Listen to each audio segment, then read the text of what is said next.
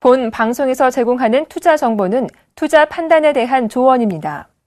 방송에서 제공하는 주식의 가치, 가격 상승 및 가격 하락에 대해서는 방송사에서 보장하지 않습니다.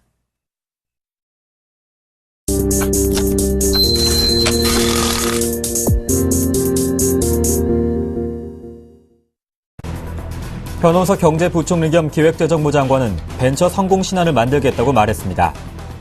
현 부총리는 은행권 청년창업재단에서 제1차 창조경제 민관협의회를 열고 벤처기업의 창업, 성장, 회수, 제도전 단계별로 제도를 개선하고 2017년까지 4조 원을 투입해 창업과 제도전의 역동성을 회복하겠다면서 이같이 밝혔습니다.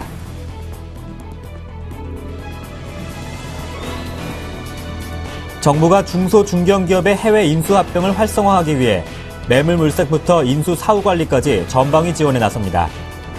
산업통상자원부는 글로벌 M&A 지원센터 설립 1주년 성과보고 대회를 열고 중소 중견기업의 해외 M&A 활성화 보완 대책을 발표했습니다.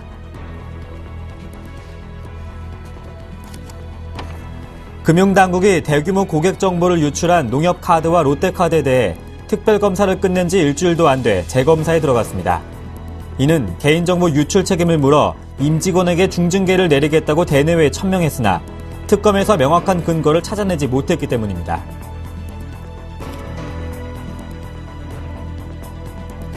문영표 보건복지부 장관은 10일로 예정된 대한의사협회의 집단휴진을 앞두고 의료 공백을 최소화하기 위한 정부의 대책 등을 오늘 발표합니다. 문 장관은 이 자리에서 의협의 집단휴진 추진으로 국민에게 심려를 끼쳐드린 데 사과할 예정입니다.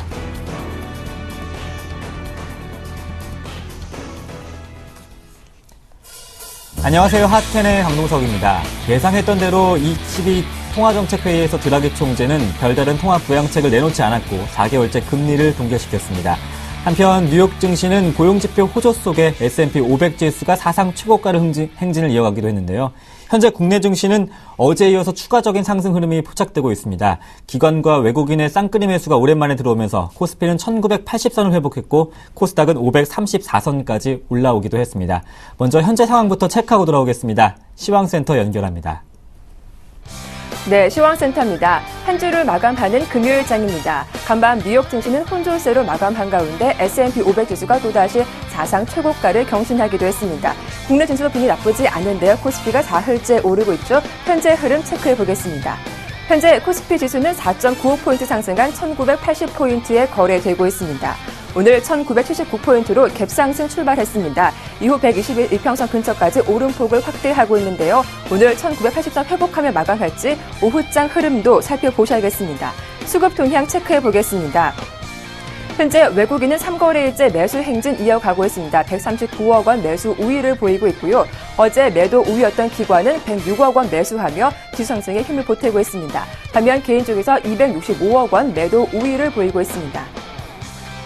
네, 코스닥 분위기 살펴봅니다. 박스권 상단 돌파한 코스닥 지수는 6거래일째 오르며 540포인트 위까지 올라왔습니다.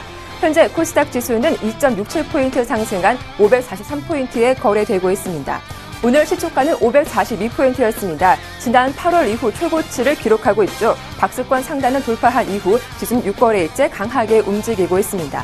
수급 보시죠. 네, 현재 외국인과 기관의 쌍끌이 매수세가 3거래일째 유입되고 있습니다. 기관이 42억 원 매수 우위를 기록하고 있고요. 외국인이 22억 원 사들이고 있습니다. 반면 개인 쪽에서 57억 원 매도 우위를 보이고 있습니다. 이어서 코스피 시가총액 상위 종목 흐름도 체크해 보겠습니다. 전반적으로 혼조세를 보여주고 있습니다. 대장주인 삼성전자가 하루 만에 반등합니다. 0.68% 오르며 133만 5천 원에 거래가 되고 있고요. 시총 4위로 올라온 네이버 오늘도 강하죠. 0.8% 강보합권에 거래되고 있습니다. 반면 SK하이닉스는 0.7% 내리며 38,800원에 거래되고 있습니다. 다음 종목들 체크해 보죠. 네, 현재 한국전력이 0.67% 오르며 37,750원에 거래가 되고 있고요. 오늘 SK텔레콤 외국인 매수가 들어오며 0.9% 이상 오르고 있습니다. 이어서 코스닥 시가총액 상위 종목 흐름도 체크해 보겠습니다. 요즘 코스닥 상위 종목도 52주 신고가 쓰는 종목들이 많아지고 있는데요. 파라다이스와 서울반도체가 그 주인공이죠. 파라다이스가 0.6% 강보 확권에 오르며 52주 신고가 기록하고 있고요. 서울반도체 또한 2% 오르며 신고가 경신하고 있습니다. 49,400원에 거래되고 있는 가운데 오늘 홈쇼핑 관련주도 강하게 오르고 있죠. 각각 강보 확권에서 거래되고 있습니다. 다음 종목들 체크해 보시죠. 동서가 0.3% 약보합권에 움직이는 가운데 오늘 다음이 0.1% 이상 약보합권에서 거래 진행 중에 있습니다. 이어서 외환시장 흐름도 체크해 보겠습니다. 원달러 환율은 사흘째 하락하며 1,060원대 초반에 거래되고 있습니다. 현재 원달러 환율은 1원 60전 하락한 1,062원 50전에 거래되고 있는데요. 오늘 출발은 1원 60전 내린 1,962원 50전에 개장했습니다. 시장에서는 오늘 저녁에 발표되는 미국의 고용지표를 앞두고 촉각을 곤두세우고 있는데요. 또한 어제 6원 이상 급락했기 때문에 추가적인 하락 가능성은 낮을 거란 전망도 나오고 있습니다. 지금까지 시황센터였습니다.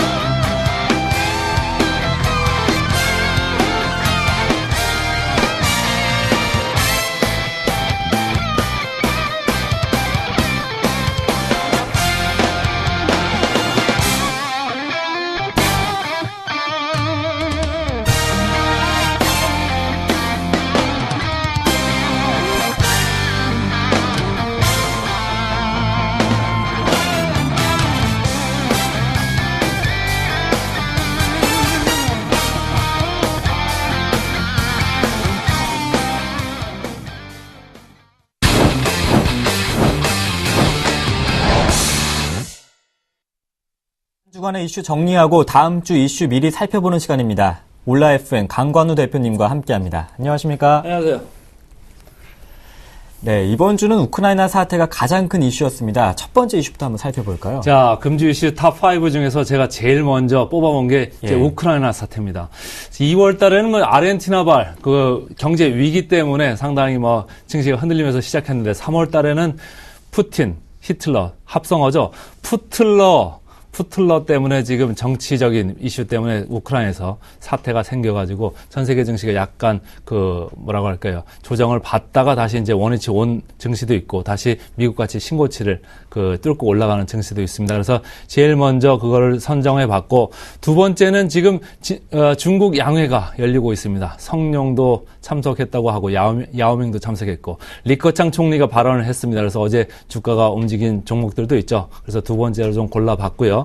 세 번째는 최근에 수급 흐름을 좀 살펴보려고 합니다. 외국인들이 좀 왔다 갔다는 하고 있는데 어쨌든 오늘까지 조금 3일 연속 사는 모습이고 투신권은 계속적으로 순매도인데 이게 지금 환매 압력이 약간 있는 것 같습니다. 그래서 세 번째로 골라봤습니다. 네 번째로는 아무래도 최근에 가장 뜨거운 업종 중에 하나가 건설 그리고 시멘트 업종입니다. 관련 업종 어떻게 지금 진행되고 있고 앞으로 어떻게 될지 한번 지켜봐 보기로 하고요. 마지막으로는 증권주도 지금 덩달아서 약간 강세로 오르고 있는데 과연 지속될 수 있을까 좀 살펴보도록 하겠습니다. 자, 첫 번째부터 보겠습니다. 제가 제목을 3월 증시 푸틀러에게 물어봐. 푸틴 그리고 히틀러입니다. 푸틴이 지금 우크라이나로 이제 탱크를 몰고 들어간 거 아닙니까? 그래서 전체적으로 크림반도에 지금 위기가 고조되고 있는데 한쪽에서는 탱크로 몰아가지고 전체적으로 위기 국면을 조정하고 있는 반면에 전쟁까지는 안 갈 수도 있다 이런 뭐 관측이 나오고 있습니다만은 한쪽에서는 가스관을 지금 틀어잡고서 가스가 가격 올리겠다 정상화 시키겠다 그러면 우크라이나한테 상당히 그 뭐라고 할까요 부담이 됩니다. 그래서 지금 어쨌든 우크라이나발 그 이슈가 계속적으로 좀 상존하고 있는데 미국 증시는 뭐 하루 이틀 빠졌다가 다시 신고치를 해가지고 어제 뭐 간밤에 S&P 500 신고치를 갱신한 거 아닙니까? 그렇지만은 유럽, 우리나라 증시 빠졌다가 그냥 원위치에 정상화된 정도, 이 복귀한 정도이고 앞으로 미국 증시를 따라갈 수 있을지 없을지 그리고 한국 증시에 있어서 특히 2000선을 한번 도전을 해볼 수 있는지는 그 다음 주에 좀 지켜봐야 될 그 국면인 것 같고요. 진격의 미국 증시 계속 진행형이다 이렇게 생각하시면 되겠습니다.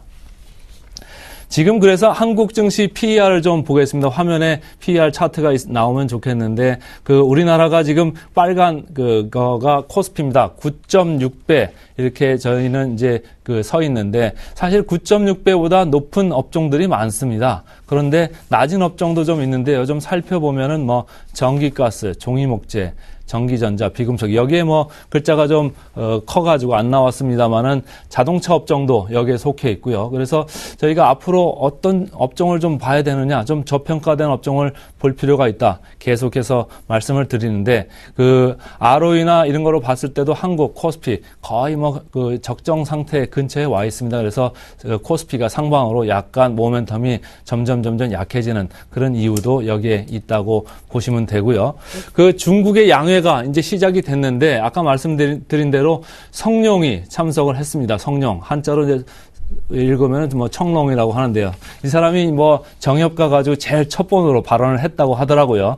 정협 그리고 그 전인대 이렇게 양회라고 하는데 양회에서 이제 리커창 총리가 입을 열었습니다. 제일 먼저 입을 열은 게 스모그와의 전쟁 선포입니다. 그래서 전체적으로 지금 환경 이슈가 상당히 문제가 됐고 지난주에 제가 여기 나와가지고 우리나라에서 뭐 박근혜 정부가 뭐 경제 3개년 계획 이렇게 발표를 했습니다만은 중국에서는 환경 5개년 계획 이거 발표됐다 이렇게 말씀을 드렸는데 스모그와의 전쟁이 선포되는 바람에 최근에 우리나라 환경 관련주들 다시 좀 그 주목을 받기 시작하고 있고요. 앞으로도 그럴 가능성이 상당히 큽니다.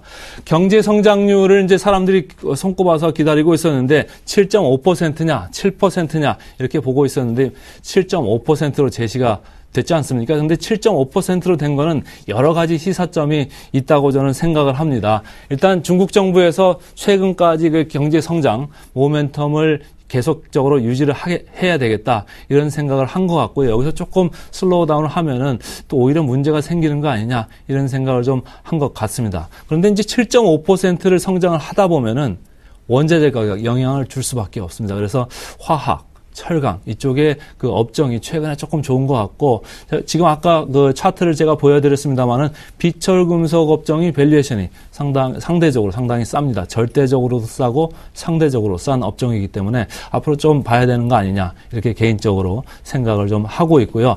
이 7.5%라는 얘기는 산업강 구조조정 때문에 그 중국에서의 공급이 약간 줄 수도 있다 이런 생각들을 했었고 철강이나 화학 이쪽에도 전반적으로 업종의 내부의 컨솔리데이션에 영향을 주는 이런 스토리였는데 7.5%라고 하면은 산업 내에서 구조조정 조금 뭐 지연될 수 있다 이런 생각을 하시면 됩니다. 그래서 원자재 가격에도 영향을 좀 줄 수 있고 산업 내 구조조정에도 영향을 줄 수 있는데 전반적으로 지금 현재 상존하는 상당히 큰 문제들이 중국 경제에 많습니다. 정치적으로, 사회적으로, 경제적으로 상당히 문제가 많은데 이런 걸 좀 덮어놓고 구렁이 담 넘어가듯이 좀 넘어가는 거 아니냐 이렇게 개인적으로는 생각을 하고 있습니다. 어쨌든 중국 양회에서 지금 계속적으로 메시지가 나오고 있는데 우리나라 업종들 움직이고 있습니다. 체크를 해보셔야 될 것 같고요. 자, 수급 흐름입니다. 최근에 뭐 외국인들이 지난주까지 강력하게 사들어온 거 아닙니까? 그래서 금주에도 좀 기대를 했었는데 월요일, 화요일 외국인들은 오히려 그 우크라이나 사태에 좀 놀라가지고 약간 도망갔었죠. 그런데 이제 수요일, 목요일, 오늘까지도 지금 돌아오고 있는 이런 모습인데 제가 지난주에도 말씀을 드렸습니다만은 기조적으로 지금 돌아오는 것 같지는 않고 약간의 뭐 일시적으로 왔다 갔다 하는 거 아니냐 이런 생각이고 지난주에는 조금 특히 미국계 자금의 그 그 국가 간 비중 그리고 자기들이 보유하고 있는 그 주요 대형 주식들의 비중을 조금 상향하면서 특히 뭐 삼성전자나 SK하이닉스 그리고 뭐 현대차까지 여러 가지 그 대형주들이 움직였다고 이렇게 이해를 하시면 좋을 것 같고 투신권은 반면에 지금 환매 압력에 계속적으로 직면하고 있는 것 같습니다. 그래서 계속적으로 2천 가면서 팔고 있는데 연기금 그리고 보험권만 사 들어온다는 말씀은 지난주에 제가 드린 바 있습니다. 그래서 계속적으로 연기금 장기적인 투자가이기 때문에 장기적으로 우리나라를 좋게 보고 있는 것 같고 뭐 지난주에 그 박근혜 정부가 3개년 계획 이렇게 발표를 하면서 중국에서도 뭐 7.5% 내놨고 한국에서도 금년도에 3.8% 가겠다고 내놓은 거 아닙니까? 처음에 내놨을 때는 시장에서 조금 뭐 웃음도 사기는 했지만은 어쨌든 미국 경제도 조금 자네되려니 시장과 교감을 하면서 좋아지는 방향으로 좀 끌고 가고 있는 거고 중국도 7.5%로 시장 생각보다 조금 좋게 내보냈고 우리나라도 3.8% 하고 있어서 우리가 조금 더 눈높이를 올려줘도 되는 거 아닌가 이렇게 개인적으로는 생각을 하고 있습니다. 자, 최근에 코스닥 시장 상당히 뜨겁습니다. 뭐 외국인, 기관 할 것 없이 전부 다 코스닥으로 가고 있습니다. 그래서 중소형주의 게임 그 수익률 게임 이런 양세가 지금 벌어지고 있는데 작년에도 이런 일이 있었잖아요. 그래서 조금 따라가시기는 하지만은 조심조심 하면서 따라가셔야 되겠다 이런 생각이고 아무리 성장성 하면서 고퍼나 고PBR 이렇게 조금 더 위험한 것보다는 좀 가치주 중심으로 좀 쫓아가시는 게 좋을 것 같다는 개인적인 생각입니다. 자, 최근에 부동산 관련주 상당히 뜨겁습니다. 건설주 그리고 시멘트주 시세를 많이 분출을 했습니다. 특히 지난주에는 건설주 중에서도 중소형 건설주 상당히 비우량 건설주입니다. 죄송합니다. 시멘트 중에서도 비우량 시멘트주 대형 시멘트주입니다. 좀 입장이 다른데요.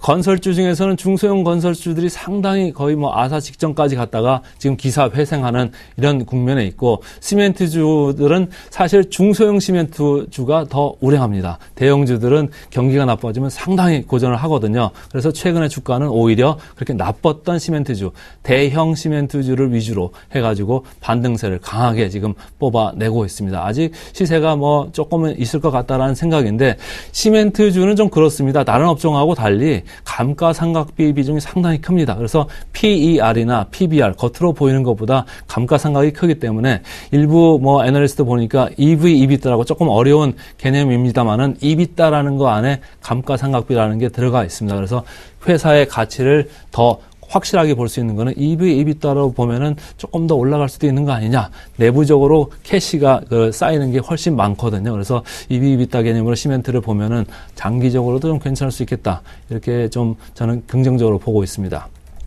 자, 부동산 시멘트 업종에서 시작을 했는데 그럼 과연 이게 금융주로 갈 것인가? 지난주에 제가 나와서도 말씀을 드렸습니다만은 금융주로 매기가 이전할 수도 있다. 이런 걸 좀 관심 있게 봐야 된다 했는데 KB금융 최근에 주가가 약간씩 오르고 있습니다. 국내 기관들은 조금 외면하고 있지만은 외국인들 계속적으로 사 들어오고 있고요. 그 금융 지주 중에서는 KB금융, 그 다음에 하나금융, 그 다음에 신한지주 순으로 외국인들이 많이 사 들어오고 있습니다. 그래서 금융주도 여러분들 좀 지켜봐야 되겠다 이런 생각을 하시고 지금 여러 가지 건설주, 시멘트주, 금융주 이렇게 자꾸 매기가 이렇게 퍼지고 있습니다. 아까 말씀드린 대로 중국 양회에서는 7.5%까지 나왔습니다. 아까 제가 말씀드렸는데 뭐가 올라간다고 그랬죠? 원자재 가격이 올라갈 수 있습니다. 원자재 가격이 올라가면은 자산 가격까지도 올라갈 수가 있는데 우리나라도 그런 사이클이 지금 초입에 있는 것 같습니다. 그래서 부동산이 좀 돌면 경제 회복도 좀 돌면서 전체적으로 자산 가격이 좀 돌아설 수 있다. 이런 생각을 하시면 될 것 같고 제가 볼 때 이미 그 증시에서는 여러 가지 형태로 반영이 되고 있는 것 같습니다. 현재 뭐 부동산 시장 관련돼서 아까 말씀드린 대로 건설 시멘트 돌고 금융주 돌고 있습니다만은 최근에 중소형 지주사 주가도 상당히 좋습니다. 지주사라는 게 사실은 밸류가 지주사의 가치거든요. 가치라는 게 올라갈 수가 있으면 중소형 지주사도 이렇게 이제 주목을 받을 수 있고요. 더 가서는 대형주 중에서도 우선주 상당히 최근에 각광을 받고 있습니다. 우선주도 사실 경기가 나쁘고 자산 가격이 내려갈 때는 거의 뭐 그 방치 상태에 있다가 자산 가격이 조금 좋아진다 싶으면은 우선주, 보통주하고 괴리가 상당히 격차가 크지 않습니까? 그래서 그 갭을 메꾸는 그 역할을 하면서 뭐 지수에 영향 전혀 없이 대형주 우선주들이 지금 그 올라가고 있는데 삼성전자 우선주가 삼성전자 보통주의 7, 80% 수준입니다. 근데 다른 대형주 보면은 50%도 안 되는 우선주들이 많습니다. 그래서 그런 것들을 조금 지켜보시면 좋을 것 같고요. 금주의 이슈로 마지막으로 하나 골라본 게 증권주. 증권주 지금 정달아서 좀 올랐습니다. 뭐 여러 가지 이야기들을 대면서 올랐는데 저는 개인적으로 증권주 벌써 올라가도 되나 이렇게 오히려 거꾸로 생각하고 있습니다. 아무래도 올라가려면 뭐 거래량도 좀 붙고 거래대금도 있어야 되고 회전율도 많이 있어야 되는데 아무래도 개인 투자자들이 예전에 비해서 거의 뭐 반 정도로 지금 줄었다고 하니까 거래량도 거의 뭐 피크 대비해서 상당히 반이나 뭐 한 40% 정도 더 줄은 거 아닙니까? 그래서 전체적으로 증시 환경이 아직까지 증권주를 돌리기에는 지금 녹록치 않다 이런 생각이고 최근에 뭐 M&A 이슈가 나오면서 증권 업종이 약간 반등을 하고 있는데 M&A 과거에는 뭐 현금 가지고 M&A를 했습니다만 그래서 증자 이슈가 있었는데 이게 이제 주식으로 수합을 하면서 M&A를 한다고 하면은 그런 이제 부담이 좀 없을 수도 있다 이런 생각을 하면서 좀 증권 업종이 오른 것 같습니다. 그렇지만은 제가 좀 표를 좀 준비를 했는데요. 미래에셋이나 뭐 이런 데들은 이제 밸류에이션들이 좋은데 지금 오른쪽에 보면은 ROE라는 게 있습니다. 미래에셋의 ROE가 뭐 6%, 7% 이렇게 되고 있는데 PBR 0.7배입니다. 그래서 뭐 적정 상태에 있다. 저는 개인적으로 이렇게 보는데 다른 증권주들은 자기들의 체력, 기초 체력, ROE라고 하는 기초 체력에 비해서 상당히 주가가 비쌉니다. 그래서 저는 오히려 증권주를 정 사고 싶으시면은 롱숏 전략으로 좀 활용하시는 게 어떤가 이런 생각입니다. 그래서 롱 쪽에는 뭐 미래에셋 증권 같은 거를 하나 넣으시고 숏 쪽에는 뭐 삼성증권 같이 조금 그 자기 기초 체력보다 상당히 밸류에이션이 높은 이런 걸 갖다 놓으면은 뭐 증권주 올라가는 것도 일부는 향유할 수 있다 이런 생각을 하고 있고요. 아까 말씀드렸습니다마는 금융주 쪽에서 KB금융 같은 거를 롱으로 놓고 삼성증권을 숏으로 놔도 좀 유효한 롱숏 전략이 되는 거 아니냐 이렇게 해서 금주 이슈 5개를 짚어드렸습니다. 네, 이제 대외 악재가 사라진 뉴욕 증시 고용지표 발표만을 앞두고 있는데 계속해서 사상 최고가 행진을 이어갈 수 있을까요? 다음 주 이슈도 한번 살펴볼까요? 자, 다음 주 이슈 오늘 그 S&P가 다시 신고치를 경신한 거 아닙니까? 다른 뭐 지수들은 조금 이제 달랐지만은 다음 주에도 진격의 미국 증시 유효할 것 같습니다. 그렇지만 이제 FOMC 미팅이 곧 이제 다다음 주 초에 이제 있으니까 그거 눈치를 보면서 갈 텐데 일단은 그래서 다음 주 이슈 탑5 중에 제일 먼저를 진격의 미국 증시 이렇게 제가 뽑아봤고요. 두 번째는 중국 양회 다음 주에도 계속됩니다. 두 번째 토픽으로 제가 선정을 했습니다. 세 번째는 아까도 계속 말씀드렸는데 코스피 쪽에서 경기 관련 대형주 쪽으로 좀 갈 수 있는 거 아니냐 이런 생각도 일부에 하시는 것 같고 중소형주 지금 많이 올랐는데 앞으로 어떻게 될까 짚어보도록 하겠습니다. 그리고 다음 주 월요일에는 의료 그 동네 병원이나 의원들 총파업이 예정되어 있습니다. 그 관련된 주식들이 좀 있을 것 같고, 그 다음에 목요일에는 그 선물 옵션 동시만기일입니다. 그리고 김중수 총재 이제 아디오스 합니다. 빠이빠이입니다. 그래서 다음 주에 여러 가지 이벤트가 있는데 첫 번째 이슈 미국 증시 어떻게 될까요? 저는 자넷 옐렌한테 좀 물어봐야 될 것 같아요. 자넷 옐렌이 지금 친시장적으로 좀 비둘기파적인 성향을 가지고 있지 않습니까? 지난번에 보니까 뭐 연준 의원들 상당히 매파적인 성향이 많아지고 있어서 시장에서 조금 뭐 걱정들도 했는데 어쨌든 자넷 옐렌은 시장의 분위기를 좀 맞춰주면서 좀 나아가는 것 같습니다. 근데 제가 볼 때는 자넷 옐렌이 머리가 좋은 것 같아요. 왜냐하면 할 거 다 하면서 시장 분위기를 립서비스를 좀 하는 것 같아서 말이죠. 왜냐하면은 지금 어차피 뭐 100억 달러씩 12월, 1월 지금 계속 지금 뭐랄까요. 테이퍼링을 하고 있고 3월, 4월, 그리고 5월 한 번 쉬고 6월, 7월, 8월 한 번 쉬고 9월, 10월까지 해가지고 지금 스케줄은 컨센서스로는 금년까지 테이퍼링이 다 끝난다고 보는 거거든요. 근데 할 거 하면서 사실은 시장 안심시키고 가니까 S&P도 조금 더 탄력을 받는 거 아닌가 이런 생각을 하고 있고 FOMC 회의가 18일, 19일 날 예정돼 있기 때문에 여러 가지로 이제 시장에서 관측이 난무할 것 같습니다. 그렇지만은 제가 볼 때는 간단합니다. 추가 테이퍼링 단행할 것 같습니다. 그래서 그거를 좀 생각을 하셔야 될 것 같고요. 두 번째 이슈는 중국의 양해입니다. 2주차에 이제 들어가는데 여러 가지 7.5% 목표는 뭐 다 아시는 거고 물가 상승률 3.5%로 설정이 됐습니다. 근데 재밌는 조사가 하나 발표가 됐습니다. 중국의 최대 포털 사이트인데 바이두라고 합니다. 바이두. 우리 한자로 쓰면 백도죠, 백도. 여기 최대 관심사 1, 2, 3위를 발표를 했는데 1위를 보니까 스모그입니다. 그래서 어제 우리나라 주가 스모그 관련돼서 좀 움직인 게 있었고 2위를 보니까 두 자녀 정책입니다. 이미 뭐 작년 말에 좀 나왔죠. 그 한 자녀 정책을 포기하면서 관련주들이 움직인 바 있습니다. 그래서 바이두에서는 두 번째로 관심사를 두 자녀 정책 이렇게 이제 표시를 했고 세 번째는 인터넷 금융 반부패인데 아무래도 시장에 있어서는 뭐 첫 번째, 두 번째, 그리고 세 번째 중에서도 반부패 이런 거에 좀 관심이 많을 것 같아서 전반적으로 대형주 중에서는 뭐 중국 관련되는 경기 관련주 쪽을 좀 보셔야 될 것 같고 스모그 관련돼서는 어제 뭐 KC 그린 홀딩스 같은 거 상당히 뭐 강했습니다만 최근까지도 강했죠. 그리고 뭐 여러 가지 그 중국 관련주들이 있습니다. 리온 구첸도 있고 락앤락도 있고 여러분들이 기호에 맞는 거를 좀 고르셔서 좀 투자를 하시면 좋을 것 같고요. 자, 이제 금년 지금 이제 1월부터 3월 이제 초중반까지 들어가고 있습니다만 어떻게 보면 작년 시장 시황의 재판 아니냐 이렇게 생각을 하는 사람들도 점차 늘어나고 있습니다. 제가 좀 차트를 준비를 했는데요.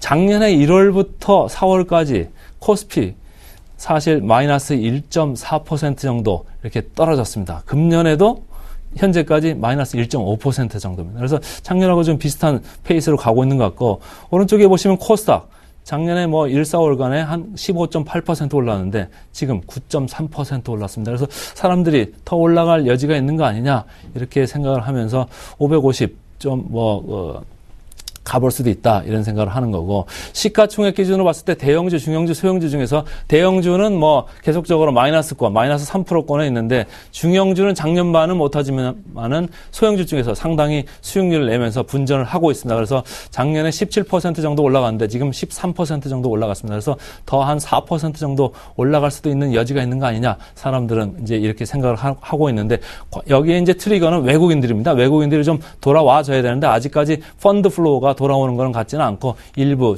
그 펀드 등에서 이제 좀 그 사자 관심이 좀 있는 것 같은데 환매 압력 여전히 유효합니다. 그래서 2000선을 앞두고 여러분들이 좀 조심조심하면서 아무래도 중소형주 쪽이 좀 쉽다고 생각하시니까 코스닥이나 중소형주 쪽으로 많이 넘어가실 것 같습니다. 그 다음에 이제 주요 이벤트로는 아까도 말씀드렸습니다만은 동네 의원이나 병원에 지금 그 원격 진료 이슈 때문에 총파업에 돌입을 한다고 예고되어 있습니다. 그래서 원격 진료 관련주들이 어제도 뭐 빛을 발했는데 저희가 오늘 뭐 온라이프엔에서도 사실 관심주로 올렸는데 그 동네 헬스장 가면 이렇게 측정하는 거 있으시죠? 그것도 혹시라도 뭐 관심 있으시면 오늘 좀 주식을 보시면 좋을 것 같고 선물 옵션 만기일이 다음 주에 있습니다. 그래서 전반적으로 변동성이 있고 지금 그 비차익 잔고가 상당히 높은데 어떻게 될지 궁금한데 여러분들은 제가 그 말씀드릴 때는 항상 그렇습니다. 저는 잘 모르겠고 가치 있는 주식에 좀 집중을 하고 종목에 집중을 하자. 바텀업 방식으로 보는 게 낫다. 어차피 한번 흔들려도 종목이 좋으면 다시 제자리를 오는 그런 그 법이고요. 마지막으로 김중수 총재 아디오스입니다. 빠이빠이죠. 이번에 이제 제일 마지막으로 금통위가 열리는데 사람들의 그 시선을 끌기 위한 마지막까지도 실패를 한 것 같습니다. 흥행에 실패했어요. 왜냐하면은 시장에서 지금 기준금리 결정에 대해서 관심이 없습니다. 거의 유지할 거라고 보고 새로 들어오는 총재가 좀 그 결정을 할 거다 이런 생각을 하고 있는 것 같습니다. 이것이 이제 다음 주 이슈가 되겠습니다. 네. 코스피가 4일째 상승하고 있습니다. 오늘 장에서 외국인과 기관의 수급도 좋은데요. 다음 주가 선물 옵션 동시 만기란 말이죠. 어떻게 전략 세워볼까요?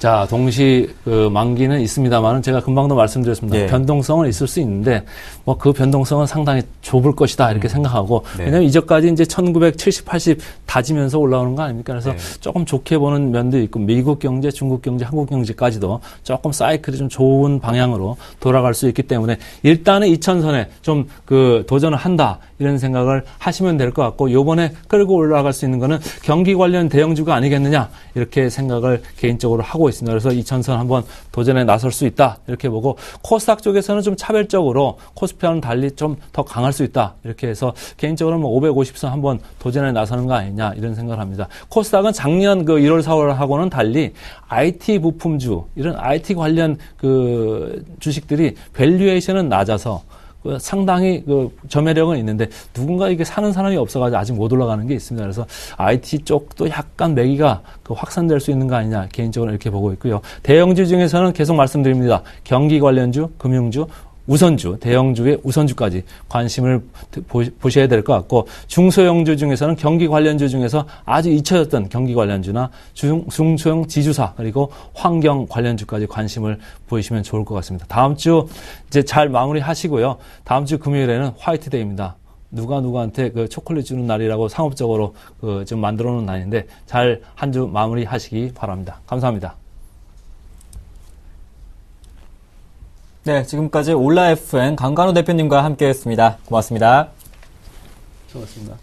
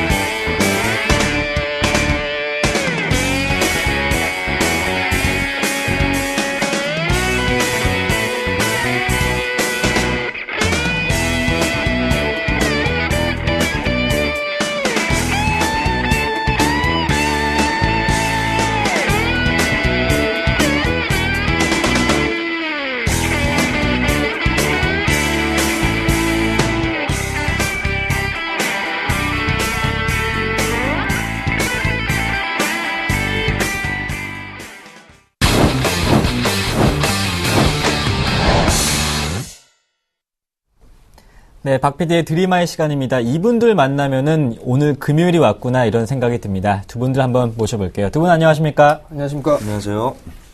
네, 현재 중국 증시가 발표가 되고 있는데요. 전일 대비 0.06% 내린 한 2058선에서 출발하는 것으로 보여집니다. 제가 박 PD님 그 라이벌을 찾았어요. 박 PD님 얼굴 크다고 걱정하셨는데 얼마 전에 인기리 끝났던 별그대에서 김수현이 얼굴이 이만하더라고요. 그러니까 두 분이 얼굴이 큰 게 아니라 김수현 얼굴이 작은 거였어요. 아, 갑자기 김수현 씨랑 저를 비교하니까 좀 당황스럽네요. 근데 네. 그런 말씀들을 하시더라고요. 성격은 말씀? 비슷하다. 성격은 비슷하다. 네, 얼굴은 아니어도 성격은 똑같다. 또 그런 거 초능력 혹시 쓰실 수 있으신가요? 그러니까 초능력은 아닌데 네. 이 사람 정말 간파할 수 없는 사람이다. 네. 약간 좀 외계인 같다라는 말을 많이 듣고 있습니다. 네, 좋은 쪽의 의미의 외계인이길 바라면서 한 주간 어떻게 보내셨는지 궁금하고 최근에 증시가 상승하면서 기분도 좀 좋으시죠? 솔직히 말씀드리면 네. 오늘도 지수가 상승은 하고 있지만 지금 항상 정재훈 멘토님이 강조하시는 거래대금이 일단 아직도 3조 밑에서 놀고 있고요. 그 다음에 가장 중요한 거는 오늘 외국인이 아무리 매수를 하고 있지만 순매수 기조가 좀 미비합니다. 그래서 지수가 80선에 있어도 이렇게 강하게 또 탄력을 받지 못하고 있고요. 그래서 멘토님한테 좀 조언을 구하고 싶어요. 이렇게 좀 변동성도 크고 지루하고 올라가는 것 같아도 좀 시원하게 안 올라가고 이럴 때는 어떻게 해야 되나요, 멘토님?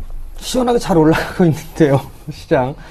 일단, 대형주의 흐름들은 이렇게 크게 기대할 부분들은 없는 부분들이 좀 사실입니다. 대신에 중소형주들이 수익률 게임이 좀 펼쳐지고 있는데요. 단순하게 그냥 생각을 해보자고요. 대형 섹터 중에 실적 좋게 나오는 기업들이 몇 개 없습니다. 대신에 중소형주들 같은 경우는 나름대로의 성장성이 좀 있고요. 실적 또한 마찬가지 더 좋은 그런 흐름들이 나타나는데요. 얼마 전에 며칠 전에 FN가에 대해서 좀 조사를 한 부분들이 있습니다. 그 부분들을 좀 살펴보게 되면 금융위기 이후에 대해서 영업이익률, 지금 현재와 그때 당시에 영업이익률에 대한 부분들을 봤는데 큰 이 대기업들 같은 경우는 한 기업만 올랐거든요. 그게 혹시 어떤 기업인지 아십니까? 삼성전자 하나 올랐습니다. 삼성전자 하나 올랐고 영업이익이 나머지는 다 줄어들었거든요. 그만큼 실적이 줄어들었다는 얘기이기 때문에 지금 상황에서는 주가가 쉽게 올라가기는 힘들다라고 좀 보시면 좋을 것 같아요. 대신에 여기서 볼 수 있는 부분들은 삼성전자를 좀 잣대로 두고 있는 그런 상황들이기 때문에 2분기 정도부터는 돌아설 수 있다라고 본다라면 어느 정도 삼성전자는 이제 주가는 바닥에 나와 있는 그런 상황들이고 여기서 이제 바닥을 다지고 난 이후에는 이제 상승을 할 수 있는 그런 모멘텀으로 좀 작용할 거다라고 좀 보셔도 좋을 것 같아요. 지금 대형주를 보시는 분들 같은 경우는 나름대로 상당히 좀 답답하실 겁니다. 근데 이 부분들도 아직까지는 한 1분기 정도는 더 기다리는 그런 전략이 좀 필요한 부분들이거든요. 그렇다면 결국에는 중소형주에 좀 유리하다라고 좀 보시는 게 좋을 것 같아요. 멘토님, 근데 지금 대형주 안에서 솔직히 좀 답답한 감이 좀 있어요. 말씀하신 것처럼. 그 지수 방어 생각해서 내수주 사면 또 주가가 오르면 또 떨어지고, 그렇다고 또 경기민간주를 사자니 아직도 불안하고, 도대체 어떤 섹터를 좀 봐야 될지 좀 조언 좀 주세요. 예, 대형 섹터들 중에서 가장 이제 포커스를 좀 맞출 수 있는 부분들은요, 제약 섹터가 최근에 좀 괜찮은 모습들이 나타나고 있고요. 난 이런 것도 싫다라고 한다면 정부 정책주들을 좀 보시면 좋을 것 같아요. 대표적으로 보면 건설 섹터를 좀 놓고 보게 되면 GS건설이라든가 아니면 현대건설, 삼성엔지니어링, 삼성물산 이런 종목들은 못 올라가거든요. 대신에 현대산업이라든가 한신공영 이런 중소형 개발 건설주들은 상당히 잘 올라가거든요. 그만큼 정책에 좀 맞물린다라고 좀 보셔도 좋을 것 같아요. 그렇기 때문에 나름대로 이 시장에 좀 괜찮다라고 좀 보셔도 좋을 것 같고 또 하나는 정부 정책 쪽으로 좀 따져보게 되면 원자력이라든가 LED 쪽 이런 쪽을 보시면 좋을 것 같아요. 대표적으로 증시 퀴어 보세에서 2014년도 관심 종목으로 좀 보여있죠. 한전 KPS 같은 경우는 신고가를 계속적으로 좀 유지를 해주고 있다라는 점 그런 흐름들로만 놓고 봤을 때는 충분히 대형주들에서는 올라갈 종목군들은 많이 있습니다. 단 개인 투자자분들이 선호하는 종목군들 같은 경우는 탄력을 얻기가 힘들다라고 좀 보셔도 좋을 것 같아요. 지금 이제 대형주는 이렇게 말씀해 주셨지만 아까 말씀하신 대로 이제 코스닥 쪽이 유리하다 하셨는데 안 그래도 지금 120선이 저항을 계속 주고 있었는데 오늘부로 이제 120선을 뚫고 올라갔단 말이에요, 코스닥이. 이제 이 기세가 꺾이지 않을까요? 계속 이 기세를 유지할 수 있을까요, 코스닥이? 외국인 쪽에서의 매수 유입이 되는 부분들이 상당히 좀 공격적으로 들어와 주고 있는 상황입니다. 그렇기 때문에, 여기가 고점이 되지 않겠느냐라는 부분들 누구나 다 할 겁니다. 근데, 예상을 했던 고점은 오진 않습니다. 저점도 마찬가지로 오진 않고요. 그렇기 때문에 지금은 지수보다는 종목별로 좀 봐야 되는 부분들이고 여기서 필요했을 때 시장 전체적으로 봤을 때 기관 쪽이 됐든 아니면 외국인 쪽이 됐든 수급이 들어와주는 종목군들 위주로 좀 보시고 시장에서 외국인 매도가 나오느냐 이 부분들을 한번 체크를 하면서 보셔야 된다라고 좀 말씀을 드릴게요. 네, 코스닥의 6거래일째 상승하고 있습니다. 박종호 PD의 포트폴리오에는 수익률이 어떤지 한번 화면으로 확인해 보겠습니다. 박종호 PD의 드리마의 포트폴리오입니다. 신성홀딩스가 10%, 매일유업과 또 두산인프라코어가 각각 10%, 만도와 하츠 15%, 현금이 40%입니다. 수익률 확인해 볼까요?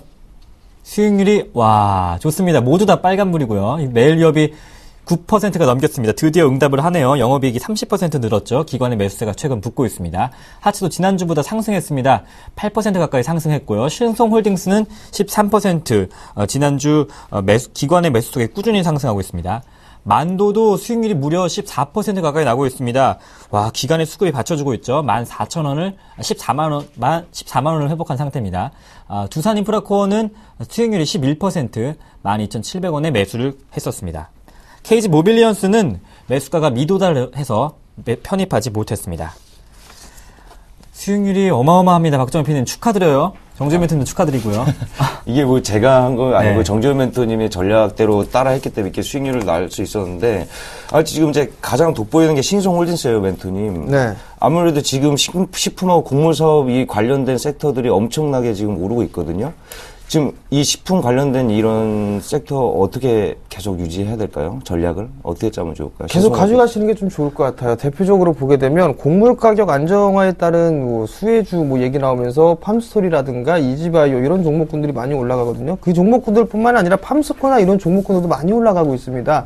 대신에 이제 이 신성홀딩스 같은 경우도 마찬가지인데요. 신성홀딩스는 꾸준하게 일단 자산 대비해서 저평가되어 있는 그런 종목이다라고 좀 보셔도 좋을 것 같습니다. 그리고 내수 관련주들이 좀 많이 올라가고 있는 그런 상황들이 펼쳐지고 있고요. 또 하나는 지금 현재 흐름들을 보게 되면 홀딩스, 즉 지주사에 대한 중소형 지주사에 대한 종목군들이 나름대로 좀 탄력을 받고 있는 그런 모습들이거든요. 지금 현재 유행에 좀 맞아 떨어진다라고 좀 보셔도 좋을 것 같습니다. 11,500원대를 찍고 나서 지금 조정을 좀 받고 있고 눌림목이다라고 좀 보셔도 좋기 때문에 이런 종목군들은 일단 제가 목표가를 조금 더 올렸죠. 12,000원으로 좀 제시를 해드렸으니까 일단 그 자리 때까지는 충분히 좀 끌고 가는 전략이 좀 유리할 것 같아요. 그리고 어제 저희가 이제 만도를 지금 보유하고 있잖아요. 근데 만도 관련된 뉴스가 좀 크게 났더라고요. 이제 국민연금에서 이제 대표이사 재선임안에 반대한다라고 이제 실력 행사를 했는데요. 이게 주가에 영향이 있을까요? 크게 없습니다. 뭐 그냥 크게 없다라고 좀 보셔도 좋을 것 같고요. 다만 이제 이 대표이사 선임에 좀 반대를 한다 그러면 뭔가 이 생각이 있기 때문에 반대를 했겠죠. 근데 이 만도는 기본적인 펀더멘탈 자체가 그런 부분들이 있어서 뭐 주가가 빠지거나 그러지는 않을 겁니다. 다만 지금 이 만도에 대해서 어떻게 봐야 되느냐거든요. 부실은 어느 정도 정리를 했고 성장성을 좀 갖추고 있고 특히나 이 고객사에 대한 다변화 이 부분들을 좀 놓고 보게 된다면 충분히 추가적인 상승 시도가 나올 겁니다. 단기적으로 제가 목표가를 14만원으로 좀 잡아드렸지만 지금 시장 상황에 맞게 일단 목표가를 좀 늘리기도 하고 줄이기도 할 부분들인데요. 일단 목표가는 14만원 정도까지는 충분히 올 것 같습니다. 그러니까 이 종목도 뭐 그런 뉴스가 나온다고 해서 불안해하거나 그럴 필요성은 없을 것 같고 그냥 보유관 좀 유지하시는 게 좋을 것 같아요. 예, 근데 지금 저희가 지금 종목에 이제 정재훈 멘토님의 전략이 딱 맞았던 게 중국에 가장 관련돼 있는 두 종목이 지금 편입이 돼 있잖아요. 메일리옵하고 두산인프라코어인데 어떻게 전략을 짜볼까요? 예, 그대로 아마 의견은 보유로 좀 말씀을 드렸을 겁니다. 맨날 금요일만 되면 메일리옵은 올라갔다 빠지는 그런 모습들이 나타나는데 이 메일리옵도 마찬가지입니다. 괜찮아요. 괜찮은데 다만 이제 이 등락폭이 계속 등락이 있다 보니까 제자리에 있는 그런 느낌이거든요. 근데 지금 작년도에 이게 매수에서 좀 끌고 가는데 9%밖에 안 된단 말이에요.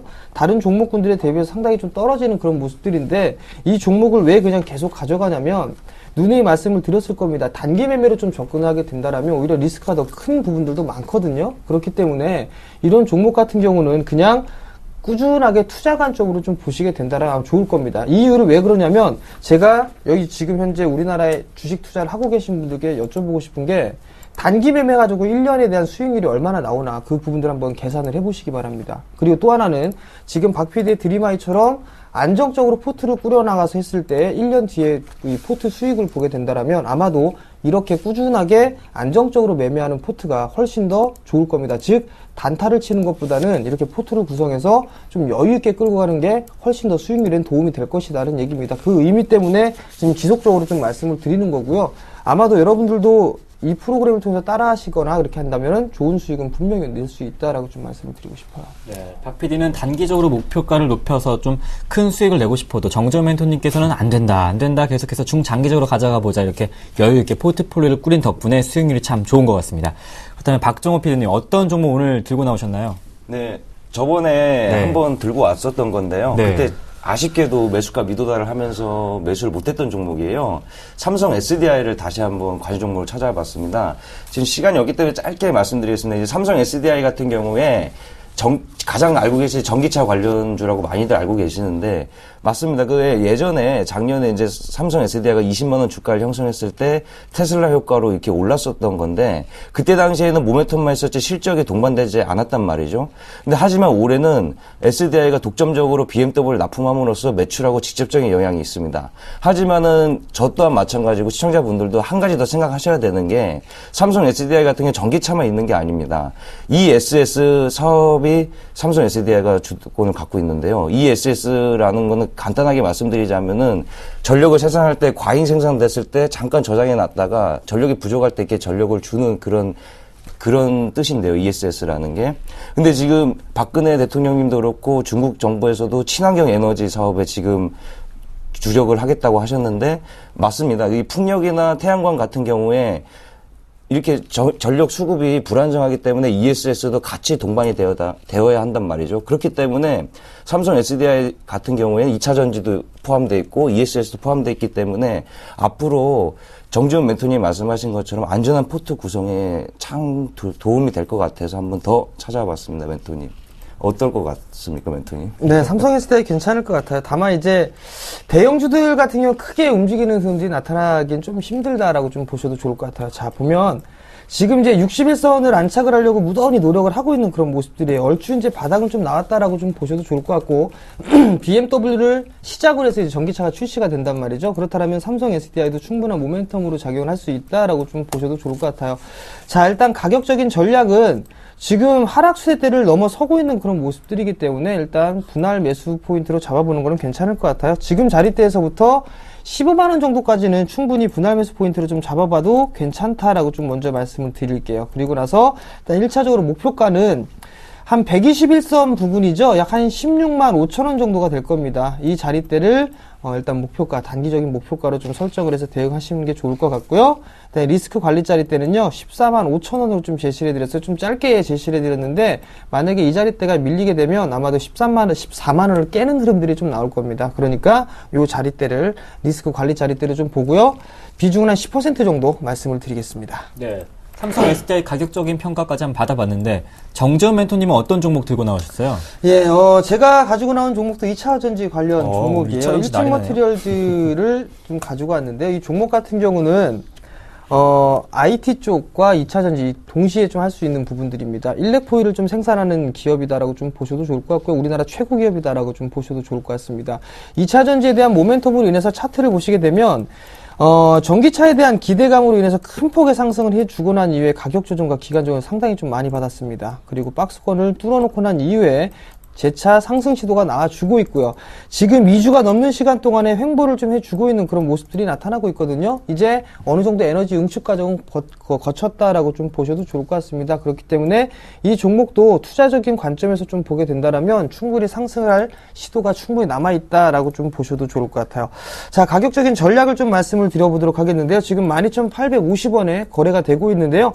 12,500원부터 13,000원까지 분할 매수 포인트로 좀 잡아보면 되겠다라고 말씀을 드려보도록 하겠고요. 이 종목도 마찬가지로 기대 수익은 약 한 10% 조금 넘게 14,500원 좀 제시를 해드리고요. 리스크 관리 자리대는 12,000원을 제시를 해드리고 비중 마찬가지로 10%를 편입을 한번 해보겠습니다. 네. 정재훈 멘토님은 일진 멀티리얼즈를 들고 나오셨습니다. 박정우 PD는 삼성 SDI를 들고 나왔고요. 이제 박정우 PD가 선택을 해야 되는데요. 네, 아까 말씀하셨듯이 정부 정책 수에 맞는 종목, 이 두 종목 네. 편입하도록 결정하겠습니다. 네. 삼성 SDI와 또 일진 머티리얼즈 두 종목을 각각 10%씩 편입한다고 박정우 PD가 결정을 했습니다. 네. 그럼 최종 포트폴리오를 한번 확인해 보겠습니다. 두 종목 다 선택을 하겠고요. 삼성 SDI 10%, 일진 머티리얼즈 10% 편입 결정했습니다. 현금 비중이 20%로 줄게 되죠. 오늘 일진 머티리얼즈와 삼성 SDI 각각 10%씩 편입을 하고 나머지 5종목은 계속해서 보유하겠습니다. 네, 말씀해주신 대로 매일 유업부터 두산 인프라까지는 수익률이 좋죠. 9%, 또 11% 넘게 13% 보이는 종목도 있습니다. 모두 종목 보유하겠습니다. 오늘 새롭게 삼성 SDI와 일진 머티리얼즈를 담겠습니다. 각각 10%씩 담을 텐데요. 삼성 SDI는 현재 가격 15만 4,500원부터 15만 원까지 분할 매수 관점, 목표가 16만 5천원, 손절가는 14만 5천원 라인 제시해 주셨습니다. 일진 머티리얼즈는 매수가가 13,000원부터 12,500원까지, 목표가는 14,500원, 손절가는 12,000원 제시해 주셨습니다. 각각 10%씩 편입 결정하셨습니다. 오늘 금요일도 이 두 분과 함께해서 즐거웠습니다. 정재훈 멘토님, 박정훈 PD와 함께했습니다. 고맙습니다. 현재 코스피는 1980선 부근에서 움직이고 있습니다. 코스닥은 6거래일째 상승하면서 543선에서 거래가 되고 있네요. 저는 고용지표 확인하고 월요일에 뵙겠습니다. 시청해주신 여러분 고맙습니다.